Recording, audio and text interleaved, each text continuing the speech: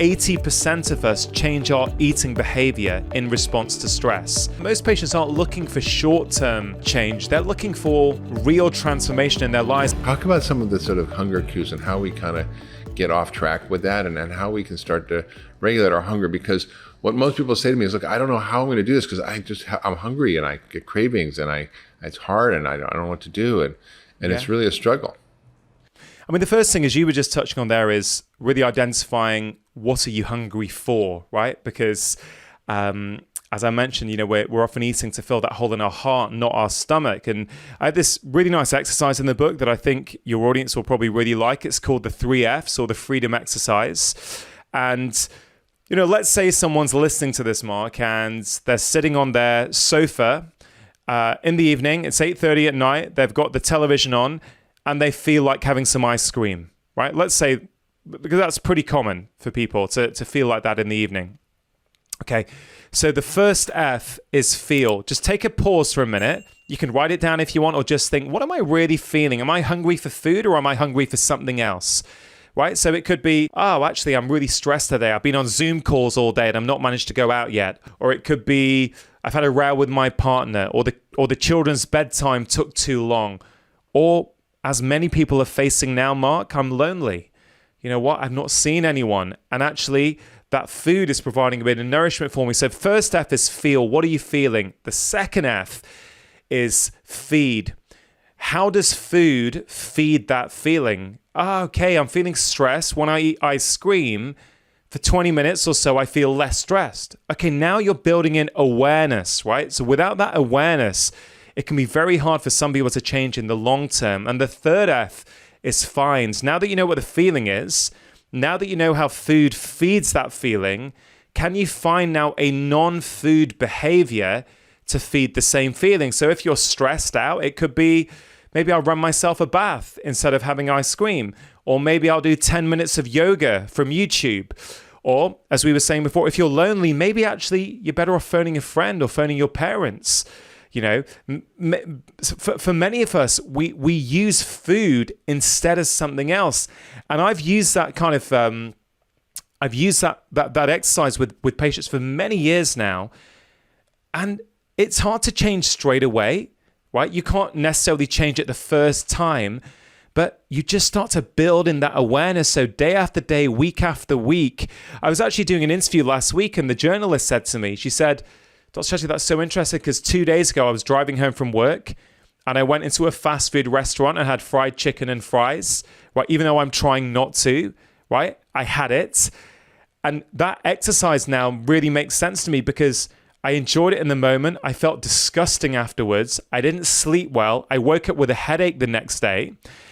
And she goes, now that you've just told me that exercise, now when I'm in that position next time, I'll just take a pause and really try and figure out what's going on. So, as you said about hunger, the first thing is, what do we truly hunger for? Now, if we are hungry for food, that's okay, right? If we're hungry for food, it's going to be very hard to resist eating if you're always hungry. Very, very hard if you're fighting hunger, which I know, Mark, you've always spoken about in your books, is like, let me help you eat in a way where you're not constantly fighting hunger, where you feel satisfied and full. And in the book, I write about something that I call blissy foods. So blissy foods are, these are the food products that are about as far away as possible from the real foods that both you and I like to promote people can eat. And so what are these blissy foods, right? These blissy foods are products that tend to have been designed by the food industry with these clever combinations of fat, sugar, and salt to be quite literally irresistible. And a lot of people don't really understand the neuroscience of this and what's really going on. So our brain is wired to uniquely respond to certain properties in food. So certain kinds of carbs, starch, sugar, protein, fat, salt, even the umami flavor that you get in cooked meats and broths and seaweeds. When you eat these foods in certain combinations, your brain releases a chemical called dopamine. And dopamine is the learning molecule. Dopamine helps to, dopamine does many things. It creates these feelings of intense reward in your brain. These really feel good, intense feelings of rewards. So much so that if you keep eating these yeah, you keep eating those foods, very soon the dopamine starts to get released in anticipation of eating those foods. So not even when you're eating them, the sight, the smell, being in the same location as you were before when you ate them. And actually, I find it useful to explain this to patients, because then they understand, oh, my biology is changing. My neurochemistry is actually starting to change. So that's why it can be so hard to resist when you're being exposed to those foods. And Mark, I had this patient in her 30s who was trying her best to eat well, right? She would buy cookbooks. She'd be motivated in her kitchen to cook. But you know what? In her job, it was really interesting. In her job, she'd often finish about 7:30 p.m. This is pre-pandemic. And she would drive home. And at one of the roundabouts, do you call them roundabouts? Yeah, like we do in the UK? Yeah. Yeah, she would drive it, and at this roundabout, there would be a very well-known fast food restaurant there, and the smell of that food would permeate the air around that roundabout. And she said, Dr. Chatterjee, I'm trying my best, but at least 2 times a week, I'm tired, I'm stressed out after the day, that smell hits me, and I have this overwhelming feeling that I have to eat it, so I stop and eat it. And I explained to her about dopamine, and then I said to her, listen, is there an alternative route for you to drive home? And she said, yeah, but it will take me a good 10, 15 minutes longer. I said, you know what? For the next few weeks, I honestly want you to try this as an experiment. Take the other routes home. And so she started taking the other route home. She doesn't pass the junk food store, right? Temptation's not there. And I promise you, that was the only change we had to do, because suddenly she's no longer having to fight temptation. She gets home, cooks a healthy, wholesome meal, and over the next few months, she lost significant amounts of weight, and she didn't feel as though she was even trying. So again, with this personalized approach, Mark, that was the right approach for her. It may not be for me, it may not be for someone else, but for her, understanding dopamine allowed her to take a different route home. Well, most of us don't really realize that the food that we eat has effects on our brain in ways that control our behavior, and that it's not a moral failing or some problem with your psychology, although sometimes it is a trauma, but sometimes it's just damn biology that hijacks you. And doing the things you said, you really literally can stop and end all those hunger cravings. So that's just great. One of the things that you also talk about is our environment. And I think this is something that most people don't understand is you can self-sabotage by having the wrong environment. So, for example, if I'm trying to get off coffee and I have coffee in my house, it's probably not a good idea. Or if I'm trying to get off ice cream and I got a freezer full of ice cream, probably a problem. So talk about how do we structure our environments for making our lives more effective in terms of achieving our goals, whether it's weight loss or anything else. Yeah. Environment is arguably the number one thing to try and influence, because our environment influences our behavior so much more than we think. We kind of feel we've got, some sort of super willpower that we can resist all this temptation, but it's simply not true. Our environment influences our behavior so much. We know there's so much data on this. There's research showing that if you live within a half-mile radius of your house, so there are 6 fast food restaurants compared to 3, I think it's 40% more likely you're going to be overweight or obese. I think in schools, if they ban snacking in classrooms and in corridors, the BMI goes down on average by 11%. No one's changing, telling people what to eat. They're just saying you can only eat in the eating space, in the canteen, right? You can't eat everywhere else.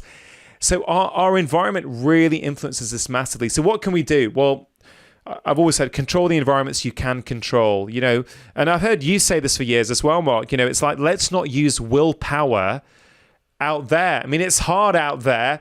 Make sure your house is a safe zone. So, I have a rule that in our house, we don't bring in the foods that I'm trying to avoid by and large. Now, if they ever do come in, you know what? I'm human just like everyone else. I can know the science. I can know about dopamine. But you have that stuff in the house.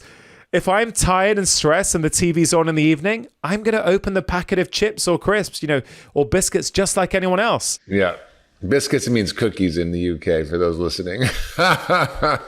Yeah. And so Biscuit sounds healthy. Biscuit sounds healthy. And you mean cookies. I mean cookies. Yeah. But then also, what is the food you are going to expose yourself to in your environment? So, make sure it's fruit that you've got out. Make sure it's like, chopped carrots and hummus or whatever it is you want to be inputting signals into your brain. I'm not encouraging people to overeat more than they should be eating, but if you are going to have food around, make sure it's the food that's really going to help support your health and promote health and longevity, not the one that's going to take away from that. Your toaster, right? If you have a toast habit, put your toaster in a cupboard, right? Don't have it on the counter. Forget it. Don't have the bread for the toaster. That's the big problem. Yeah. So don't bring that into the house in the first place. But it's like, it's like trying to make the behaviors that you're trying to avoid, make it harder to do those behaviors, right? But then the behaviors you do want, right? Make it easier to do them. And, we spoke about this on when I came on your show last year, Mark, with my last book on habit change and 5-minute snacks. But, one of my favorite tips at the moment, frankly, for anyone, here in the UK, we're in a third complete national lockdown. So pretty much everyone or most of the population are working from home, right? And it's really affecting people's mental health and well-being, especially in the dark British winter now. It's not like last March and April when it was springtime.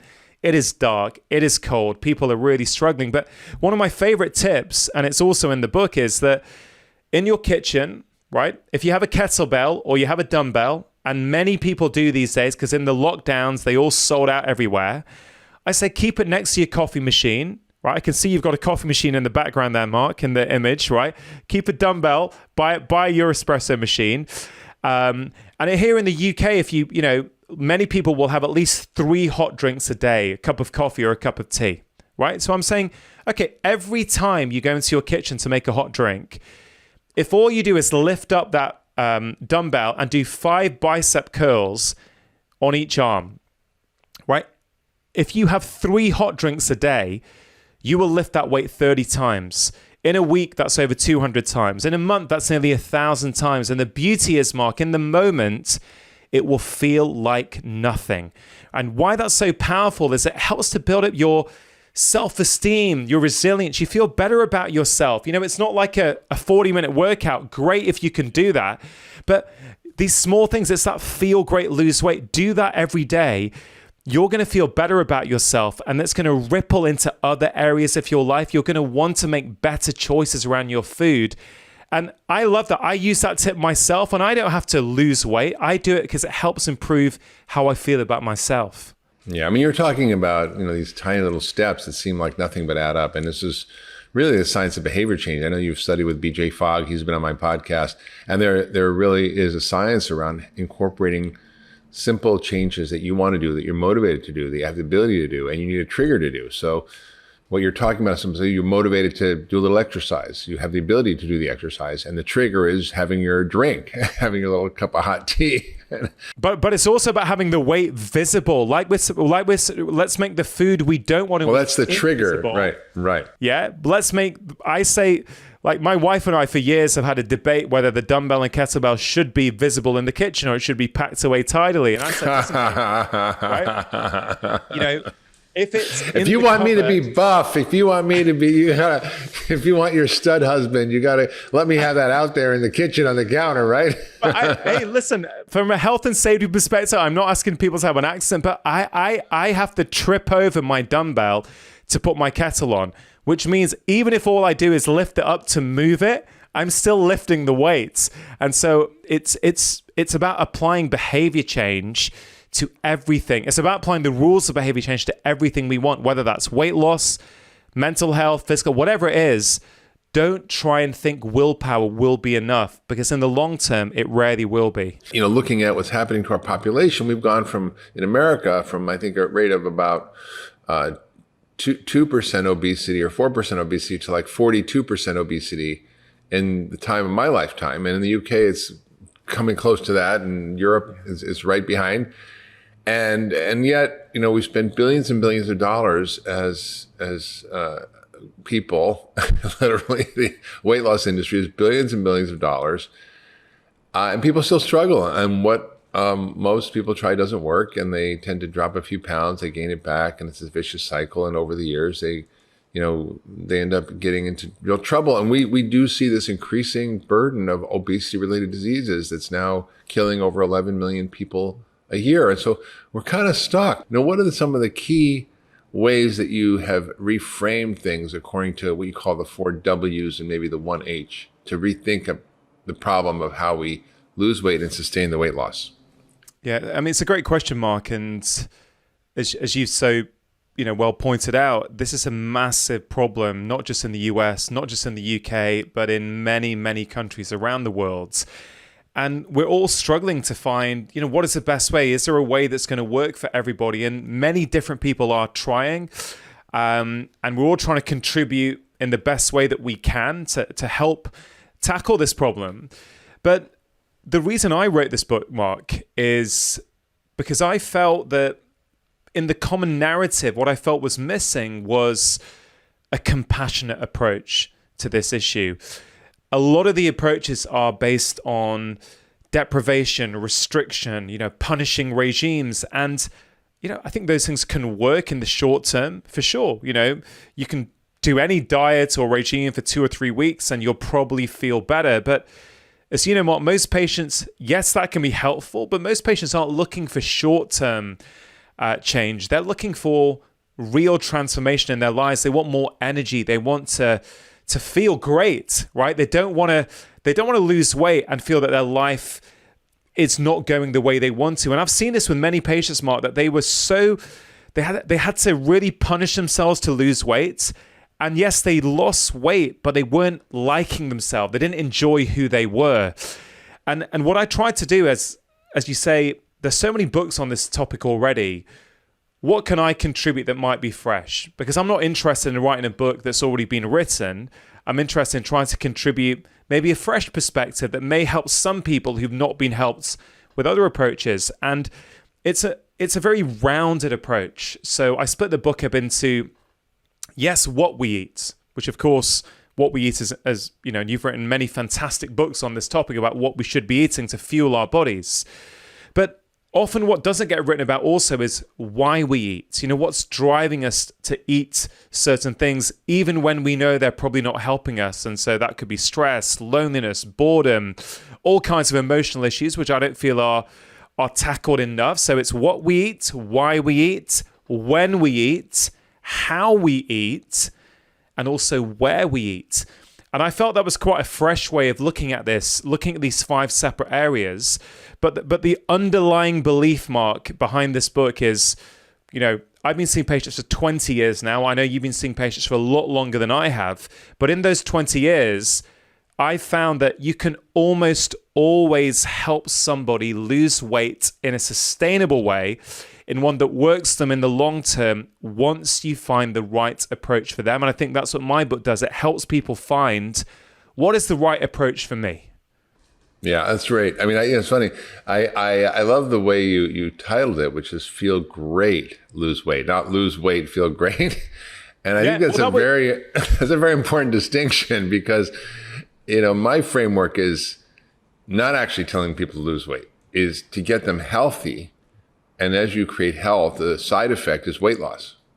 Yeah, and Mark, I just spot on. Well, I think that's what you talk about in the book that's so important that people don't understand, is that as you regulate your body's biological systems, as you eat in a way and live in a way and address all those 5 aspects, what, why, where, when, and how of food, we automatically will regulate the brain chemistry and the hormones that are causing us to overeat or to crave the wrong things or to want things at the wrong time of day, or, we're setting our biology straight in a way that makes it not about hunger or deprivation or lack or starvation or even calorie restriction. And I think most people don't understand that weight loss is really not about calorie restriction or any of those other things. It's about, in some ways, it's more about those other 4 things than what you eat. I mean, yes, you have to focus on what, but you also have to focus on all these other aspects that you address that most people aren't really looking at. And it's funny, and I just finished, my book also came out, The Vegan Diet. And afterwards, someone pointed out, Dr. Hyman, you wrote a whole book on food. There's nothing in there about weight loss. And I was like, you're right. And I think that was semi-intentional, semi an accident, but it was eat great for your mood, or eat for longevity, or eat as a vegetarian, or how to there's all sorts of different things in there, but they're all about helping the body get reset to its natural factory settings. And when you create health, disease goes away, which you wrote your book, How to Make Disease Disappear. And also the weight just comes off automatically. And I think when you focus on weight loss, it's also often a punitive thing. And I think that's the thing I love about your book, Feel Great, Lose Weight. It's not blaming the victim. It's not saying, oh, you're just a glutton. You're not able to control yourself. You don't have enough willpower. That's why you can't lose weight. And that is an incredible stigma that's put on people who have weight issues. And if you look at the data on children, for example, if you're in a wheelchair and you're a quadriplegic kid, you're less likely to be stigmatized than if you're an overweight kid. That's pretty shocking. And so tell us more about how we can kind of think about these other aspects. For example, when we're thinking about one of these other aspects about why we're eating or where you're eating. Dive down into some of these sort of more subtle aspects of your book. Yeah. So Why We Eat is the second section of these 5 sections in the book. And I've got to say it's my favorite one. It's the one that I really put my heart and soul into the whole book, but that one in particular, I don't think is getting enough airtime. And I nearly started the book with it, actually, but I chose not to. I went with What We Eat in the end because I kind of thought we're so conditioned to only thinking about that aspect when it comes to our health and weight loss that I thought, let me meet people where they're at and then move them over into these other areas. But Why We Eat. So, look, the best way I can describe it is we used to only eat to fill a hole in our stomachs. Now we eat to fill a hole in our hearts, right? When we're lonely, we eat. When we're bored, we eat. When we're stressed, we eat. When we feel disconnected, we eat. And that's okay, but you've got to understand that, right? A lot of the time, this is going on in the background. We don't take time to understand that, and we keep looking for the latest diet book to give us the solution.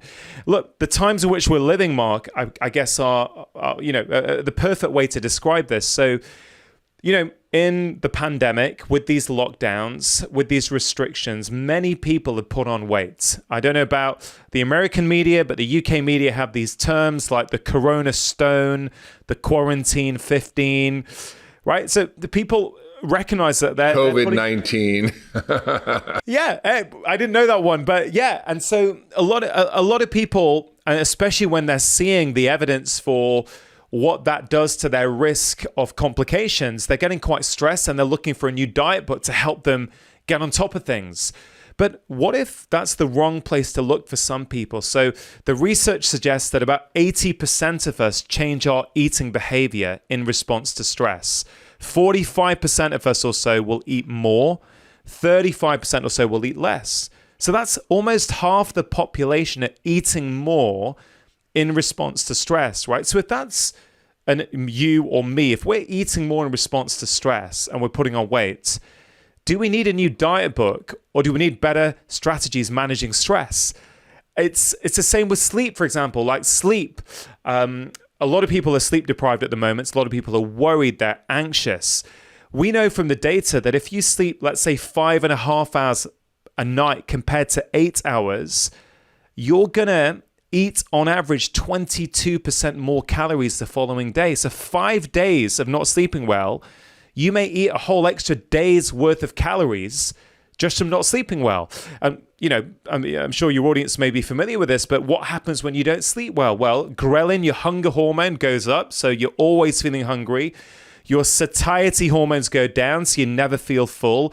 You're more emotionally reactive in your brain. You find it harder to say no to temptation. So some of my patients, Mark, I can remember this 44-year-old lady who every January would go on a brand new diet. She'd have a bit of success. Then by March, she was back to where she was before. She was even heavier. That wasn't the worst thing. The worst thing was actually that her self-esteem had gone. And that's the funny thing about the diet industry, Mark. It's the only industry where we don't blame the diet we're following.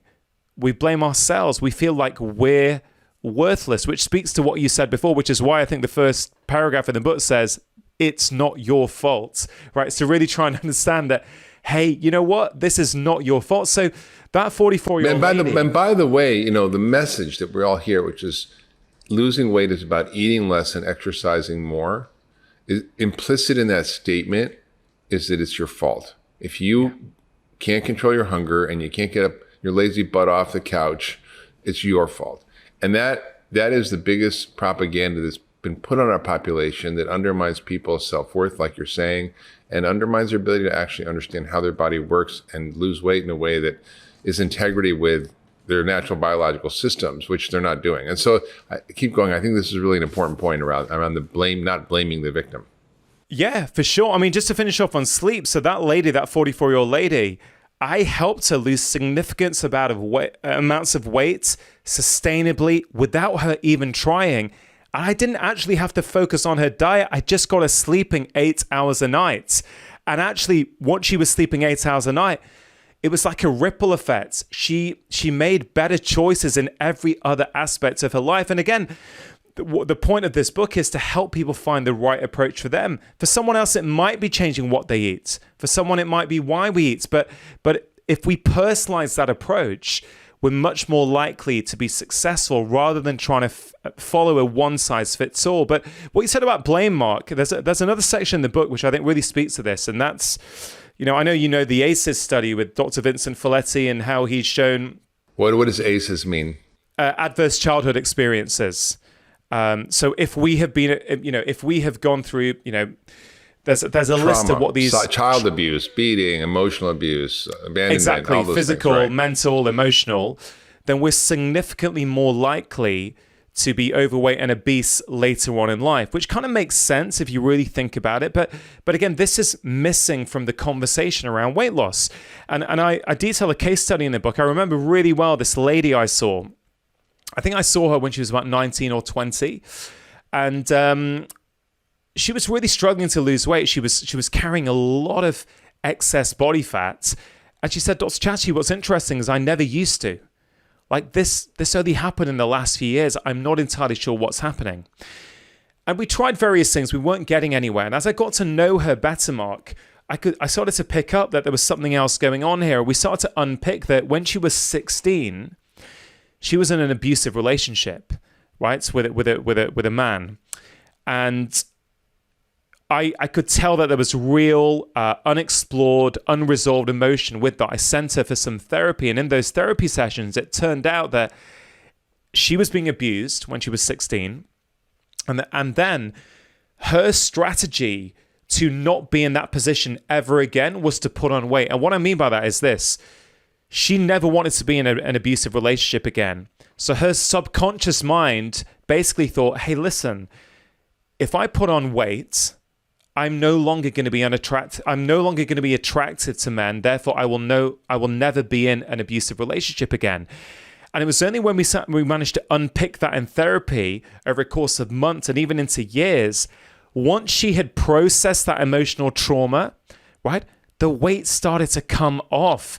But there was no point beating her up saying, you're being lazy, you're not following the diet, you're not moving enough. That wasn't the right approach for her. And Mark, I tell you one of the most gratifying things, because I nearly didn't write this book because I thought, why go into a divisive area like weight loss? What you know, you start writing about weight loss and you start getting attacked because you like, you know, we can talk about body positivity shortly. I'm largely in agreement with people saying we shouldn't. I'm definitely in agreement saying that we shouldn't shame people who are carrying excess body fat, which is different from not being able to talk about what are the consequences of that from a health perspective. It's two separate arguments. But since the book came out, Mark, I've had so many messages, particularly on Instagram, from people saying, Dr. Chatterjee, I just want to thank you for writing that section. And one lady in particular said, I can now see why the last 20 years I've not managed to stick to anything.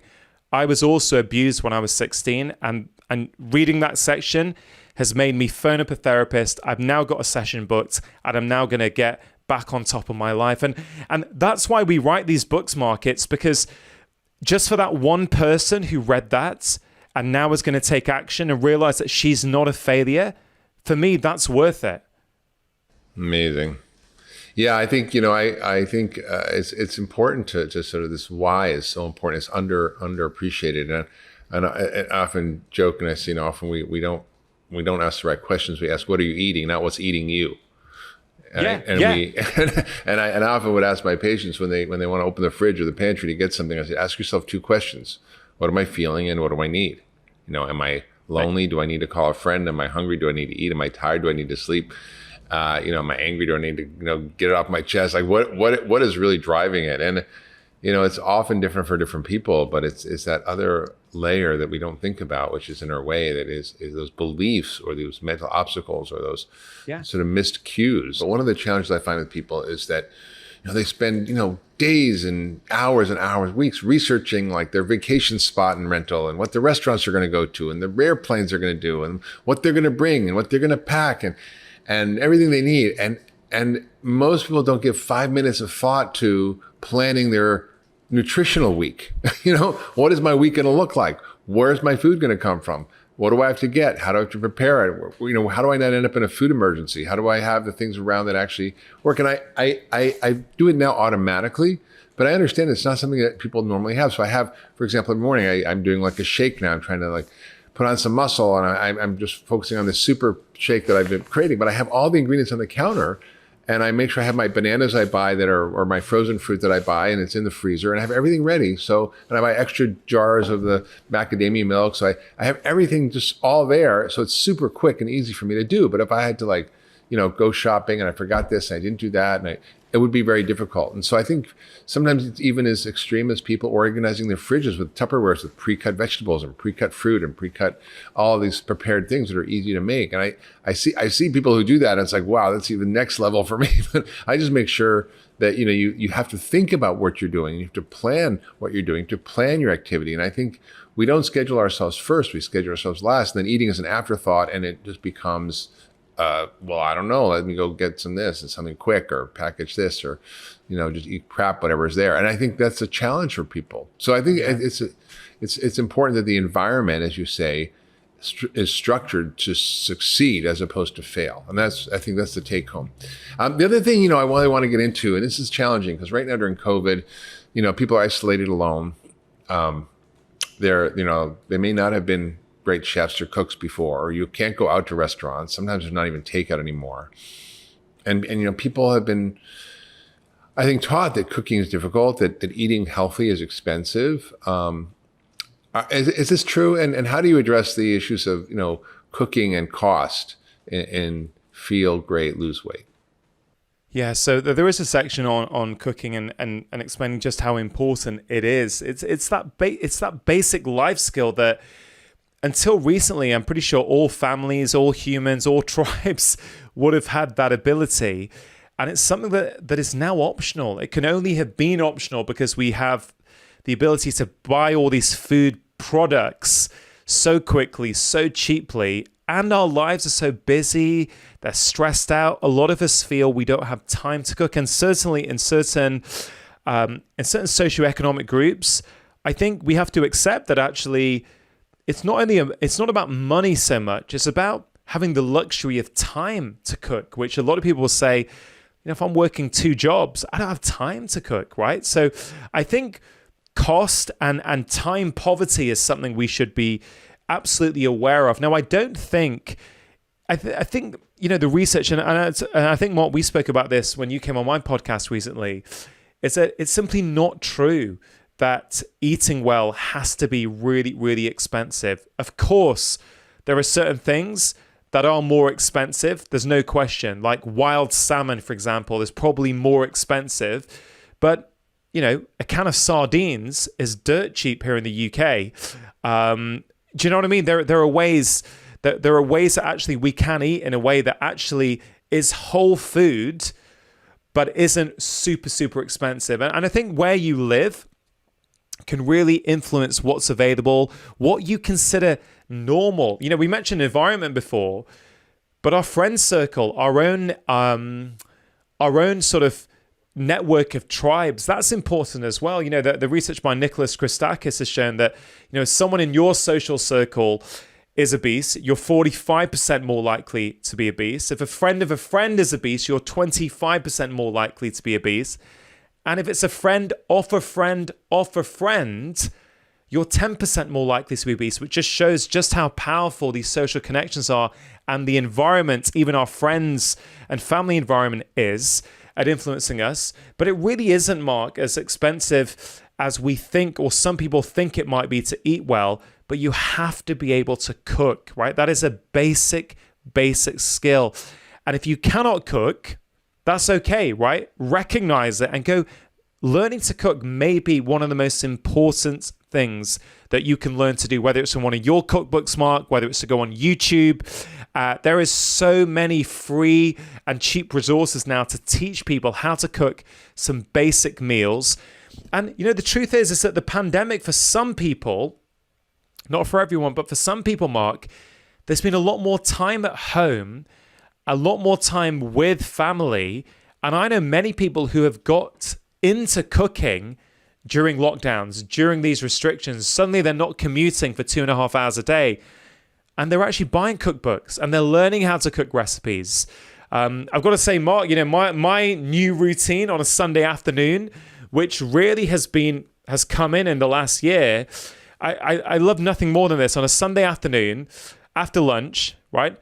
I clear out the kitchen. I'm a bit old school. I put on a CD, and I've got a CD player in the kitchen. I put on one of my favorite CDs, and I cook a big batch of butternut squash soup to last us for the week, right? I've got lentils in it, butternut squash. It's got leeks, onions, ginger. I'm trying to think about the price of it, but lentils are dirt cheap, right? 2 or 3 butternut squashes are not that expensive. And apart from that, it's stock, leeks, onions, and ginger. It's kind of like that. Not only is it not expensive, but those 1.5, 2 hours are some of the most enjoyable times I spend in the week. I've got some great tunes on. I'm chilling. My daughter may be there drawing on the kitchen counter. We may be chatting at the same time. And at the end of it, there's the smell, there's the feeling that you're really connected with the food. And then that's going to go in the fridge. So in the week, if we ever need something for a meal, we can just go and heat that up. And so I'd really encourage people to find what works for them. Where is that moment in your week where you can actually find a bit of time to batch cook? If you are trying to cook something from scratch 3 meals a day, 7 days a week, that's where it can become really challenging. Not only is that a huge cognitive load, 21 times now I need to think about what I'm going to eat in just 1 week, right? So batch cook more. And one of the tips in the what we eat section is eat dinner for breakfast, right? It's such a simple thing that people haven't thought of before. It's like eating, you know what it's like, Mark. The breakfast foods that we often start our days with are literally setting ourselves up for hunger, terrible. For mood swings. And if you cook a bit extra at night, heat it up in the morning, have some salmon, sweet potatoes and broccoli in the morning sometimes if that's what you have the night before. And often people find that they're just not hungry until lunchtime. There was this case I had, someone who was having what he thought was healthy granola every morning. Sugar-filled granola. Yeah. He thought it was healthy, and he didn't really need to lose that much weight, but he found that his concentration was going, his focus was going. He'd get a bit shaky by 12 o'clock. And he started having, this guy was vegetarian, right? And I remember it so well. He said, well, what shall I have? I said, well, what do you have in the evening? He goes, well, I love roast vegetables. I said, okay, what do you have with it? He says, goat's cheese. I said, well, okay, why don't you start there? So the next morning, he has goat's cheese with roast vegetable. And he said it got to 2 p.m. before he was even hungry. And he said, I didn't realize before that my concentration wasn't good and my energy wasn't good. It's only when I had a real food breakfast that I realized, oh, wow, I've been functioning suboptimally for years.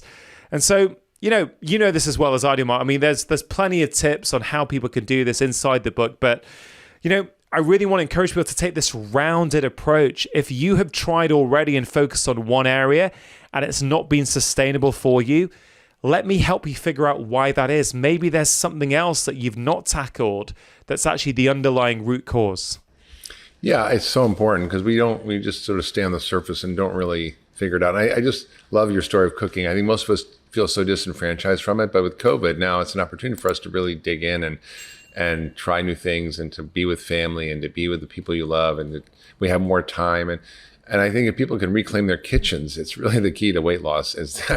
I always tell the story of this family I worked with in South Carolina who was living on food stamps and disability in a trailer with a family of 5, and were massively overweight. The father was diabetic on dialysis. The mother was 100 plus pounds overweight. The son was like probably 100 pounds overweight, almost diabetic at 16 years old. All I did was cook a simple meal with them, showed how fun it was to do it together. They didn't even have cutting boards and knives. I had to get them that afterwards. And they ended up losing, 200 pounds together as a family in the first year. And the son actually went back and gained weight because he had to go work at Bojangles, which is the only places kids can get work, which is a junk food, fast food restaurant in the South. And but then he went on to lose 138 pounds, went to medical school, and it was really all through the simple act of cooking one meal. And I think if you can imagine, if we could go into everybody's home and show them how to shop and cook one simple meal, the basic cooking techniques, how to cut things, they know how to peel an onion, they know how to peel garlic, they know how to make a salad dressing from simple olive oil and vinegar, they know how to stir fry, they know how to. It was stunning. Like, everything they'd had was from a box, a package, or can that was either heated in a microwave in the oven, or it was terrible. And it made me really realize how powerful it is to empower people with a simple act of cooking real food at home. And it's much, much cheaper. And I gave them a guide on good food on a tight budget, which is how to eat well for less. And they were able to do it within the budget that they had for 5 people on disability and food stamps. Yeah, I mean, that's so powerful, Mark, when stories like that. And when I filmed the first series of BBC One's Doctor in the House, where I'd go and live alongside families for 4 to 6 weeks, it was a common theme. I'm going to say in at least half of the families that I went and stayed with, they didn't know how to cook, or it was something they used to do and they've lost the habit. And I remember in the first season, the lady with type 2 diabetes, I remember just, again, cooking them a basic meal, chopping things together. These guys were used to getting McDonald's several times a week. And I remember, you mentioned cost. I can remember that so well. In 2015, my first day filming ever, Mark, right? So I go to this family's house in Shrewsbury in the UK. First day, I meet them. And we start off, because I'm going to stay at their house that night for the first night, which they didn't know. I didn't realize that. And the father said to me, he said, hey, I said to them, hey, guys, I'd love to find out a little bit about what you guys eat normally. And the dad said to me, okay, well, look, why don't you come along and I'll show you. So he points to his car seat. So I get into his car. We drive for 15 minutes out of town, right? 15 minutes out of town. We go into a McDonald's drive-through. And this is a family of 4. So husband and wife. I think the daughter, the daughter and the son were like teenagers, 15, 16, 17, something like that. He ordered 4 double meals from McDonald's, right? And the cost was £48. So let's put that in perspective. £48, I don't know what the exchange rate is at the moment. It must be at least $65 to $70. Right?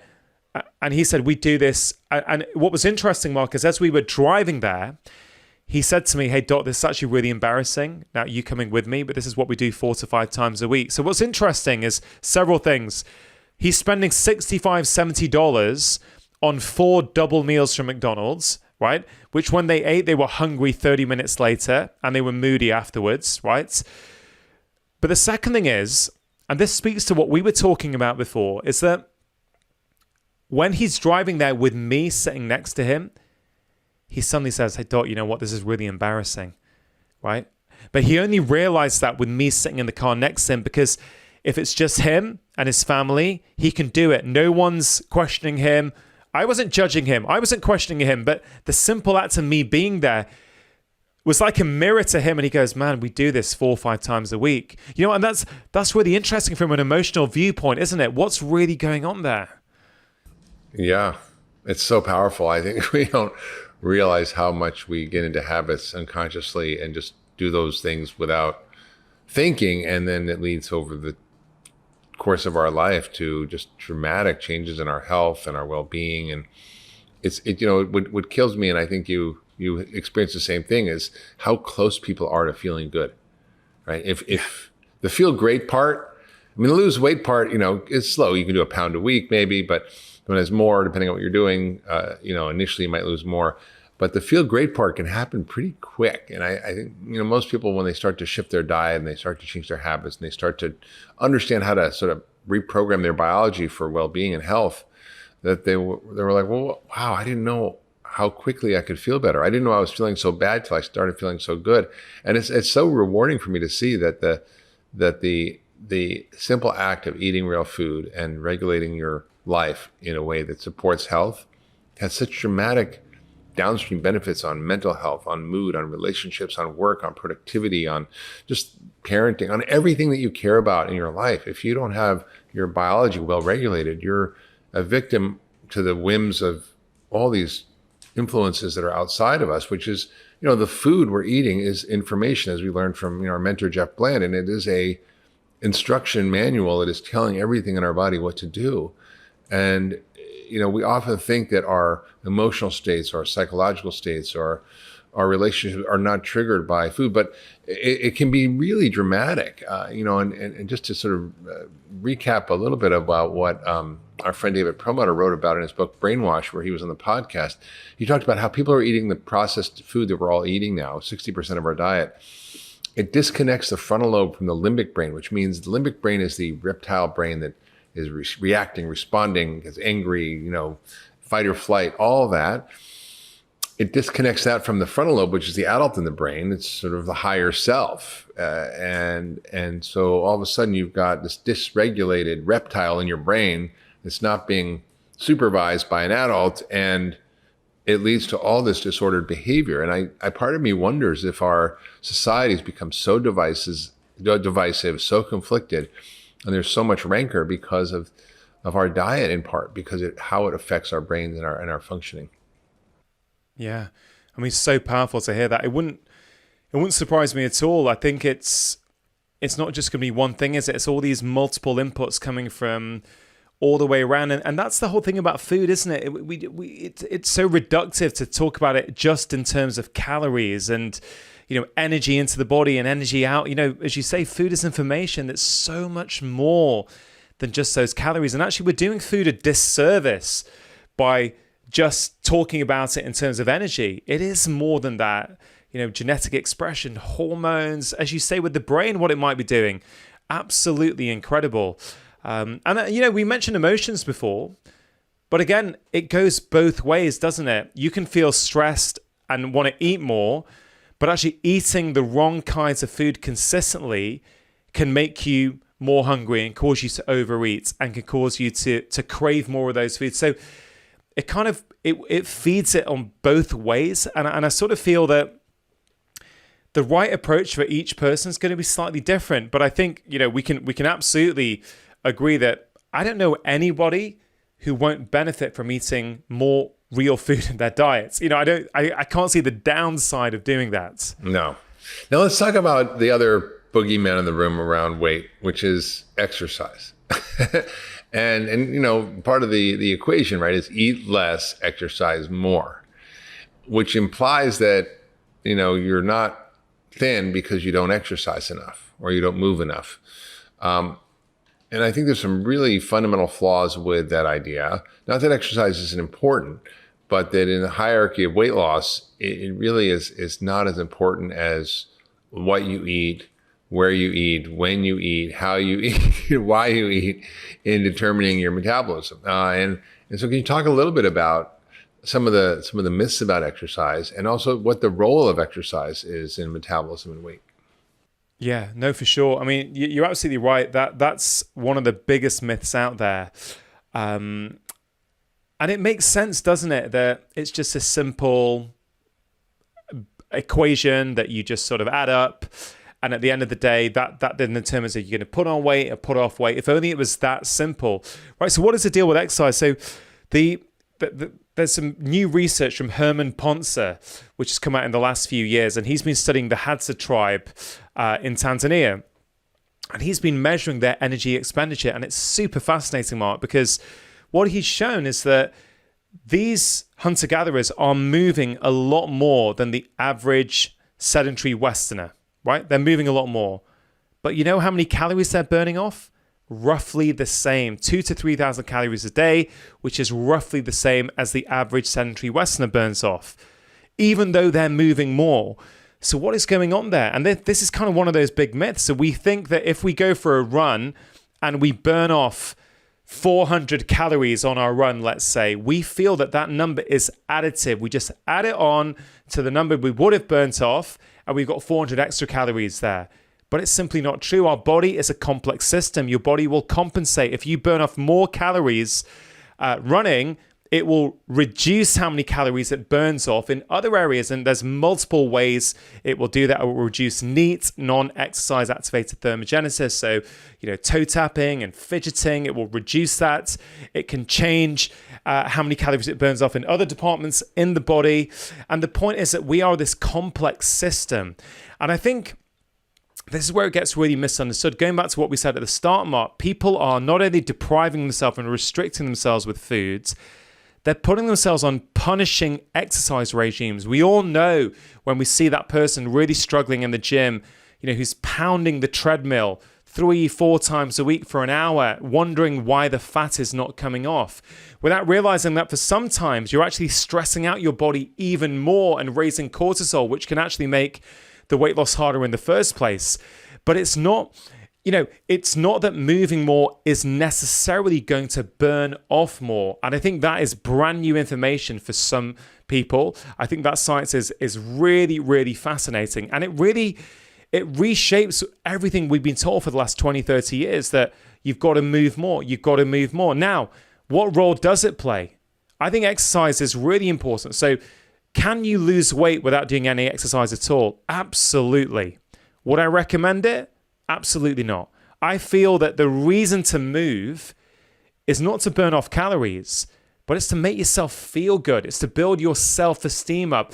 When we're moving regularly, we're showing our body that we're an active, thriving human who's engaging with life. Humans are animals. We're designed to move. So I think movement is very important, but it's about feeling good, not burning off calories. So like I said before, that tip about the dumbbell by the kitchen, right? What's that going to do in isolation by the kettle, lifting that several times a day?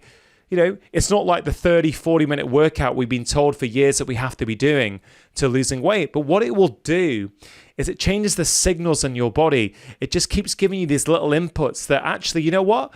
I'm alive. I'm engaging with life. I'm an active human who is able to lift a heavy weight or a mediumly heavy weight. And it really boosts self-esteem, which helps you engage in other behaviors in a much better way. And actually, Mark, I've been thinking recently that for many people, weight loss is actually a self-esteem issue. It's about how they feel about themselves. Once they start to love themselves, have compassion to themselves, they no longer want to punish themselves with highly processed, sugary foods. They no longer want to punish themselves by sitting on the sofa all day, watching TV, not getting up and moving. So I kind of feel that compassion part, that self-love, is also a part of this equation that we're not speaking about enough. Because when you truly love yourself and value yourself for who you are, you don't want to beat yourself up. You don't want to engage in lots of unhealthy behaviors. So I think movement has a very important role to play, but it's not the role that we've been taught. You don't need it to lose weight. I just think it helps you boost how you feel. No, it's true. I've had people lose 100 pounds without changing their exercise. But the other thing is that you cannot exercise your way out of a bad diet. So if you have one cookie, you have to walk 4 miles. If you if you eat one supersized meal, you have to run 4 miles a day for a week to burn it off. And if you eat that every day, you have to run a marathon every day just to keep up. So you can't exercise your way out of a bad diet. That's really important people understand. On the other hand, what you're saying is really important, that it is about, one, just improving your overall well-being, your mental health, and the side effect, if you do certain kinds of exercise like high intensity interval training and strength training, you will literally increase your metabolic rate so that you burn calories all day long, as opposed to just when you're exercising. So there is a strategy to including it, but you can exercise all you want if you're eating poorly. I my weight trainer, the guy who was sort of my trainer in New York, was incredibly fit. He was like big muscles, but he had this sort of big layer of fat on him as well. And within 6 weeks, he lost 20 pounds just by shifting his diet. And this is a guy who worked out hours and hours a day. And I think even somebody like that, who's an extreme level of fitness, still can have a lot of body fat if they don't understand how to eat in a way to regulate their biology. And it speaks, but it also speaks to what we were chatting about before, Mark, about this. It's so reductive to talk about food in terms of energy and movement and exercise in terms of energy. I remember one patient I had who said, I still remember, Dr. Chatterjee, when I was 9 years old, I was on holiday with my parents, and I was in the hotel gym with my dad, and we were on the treadmill. And at the end of our run, my dad said to me, "Look, son, you just burnt off 300 calories. You've earned yourself a Mars bar." And off they went to buy a Mars bar, right? And this guy, literally, that set off a problematic relationship with food and exercise, because in his head, it's just energy. It's like, well, that's the only value it has. And this is where, movement is like food. Movement is information, right? Movement sends your body signals that you're alive, you're thriving, that actually... we've reduced these concepts down to just these dry scientific equations, but there's so much more that they help create the vitality and the vibrancy of life. And I think we need more of that in health. We need to talk about these things are going to help you feel amazing and feel good. Do you know what I mean? What would you tell people who are listening about where to start if they're struggling, if they're frustrated, if they've been on the yo-yo roller coaster weight loss track? How do you get them to think differently about what's ahead? I understand, Mark, that many people are struggling all over the world right now, not just with trying to lose weight. They're struggling with their physical health, their mental health, how they feel about the world. Will the world that they once used to occupy, is that world going to return? So I get people have got all kinds of anxiety and worry in them at the moment. So I would say, you know what? Keep it simple. Don't try and overhaul your entire lifestyle. There's 3 daily habits that I have in the book that I recommend people do. And I think that's the best advice I can leave people with. They're very simple in isolation, but they're very, very powerful. So the 3 habits are: every day, lift, connect, and reflect. So lift something heavy every day. That could be, a dumbbell or a kettlebell by your kitchen. There is this core 3 workout in the book if people want to actually see what more they can do with it. That only takes 5 minutes, actually less than 5 minutes, right? But lift something heavy each day. The next one, connect. Connect with another human being in some way every single day. Often when we're trying to snack, when we're trying to eat foods that we don't want to be eating, we're just lonely. And I know many people are feeling lonely at the moment. So that can be connection on a phone call, on a Zoom. If you're lucky enough to meet in person, great. But if you're not, there are other ways to do it. So that's lift, connect. And the final one I'd say is reflect. Now, there's a simple exercise in the book, which is every evening, ask yourself 2 questions. What went well today? And what's one thing I might want to change for tomorrow? So simple, but very, very powerful. Because as I said before, awareness of your own behavior is so key to make change. And it could be something simple like this. It could be, you know what? I was really tired and stressed out today, but I still made time to cook my children and me a home-cooked meal. Okay, so that's what went well today. What didn't go so well that you might want to change tomorrow could have been, you know what? I was cranky today. I was craving sugar all day. And I was up till midnight last night watching Netflix, right? Tonight, I'm not going to stay up till midnight watching Netflix because I know an extra hour's sleep means tomorrow I won't be craving sugar and I won't be as cranky. These small things are so powerful when you do them consistently. You don't need to overhaul your whole life. And my closing thoughts, people, is you can always, and I mean always, improve your health and almost always help people lose weight in a sustainable way once you find the right approach for them. And that's what your work aims to do, Mark. That's what my work aims to do, is to help people find this is the right approach for me that works for me, with my lifestyle, with my friends, and with my ethical beliefs and my cultural beliefs. So there's always a way, Mark, but I say to people, start small, be consistent, and watch the results start to come. If you love that last video, you're going to love the next one. Check it out here. All of these things we tend to medicate, right? We're like, symptom, medication, boom.